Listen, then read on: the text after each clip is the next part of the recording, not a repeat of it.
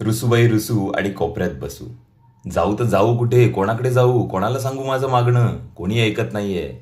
जा कुठेही जा, कोणाच्याही पायावर डोकं आपटा, तुमचं कोणीही आता ऐकणार नाहीये.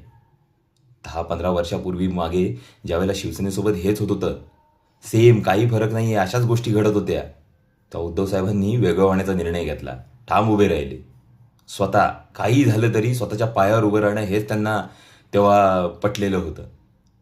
आणि तेच खरं होतं, कारण आज बघा ना तुमची अवस्था काय झाली.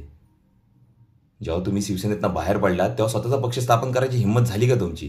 तुम्ही शिवसेनेचंच नाव वापरलं, पक्ष चिन्ह वापरलं. अरे वापरलं तर वापरलं, त्या चिन्हाचा आप तरी राखलात का, त्याची प्रतिष्ठा राखलीत का? त्या चिन्हाचा जो दरारा होता ना तो धुळीस मिळवलात तुम्ही. आणि आज काय होतंय, तुमचा मित्रपक्ष काय करतोय तुमच्याबरोबर? हेच करतोय. आणि हे तुम्हाला भोगावं लागणार आहे.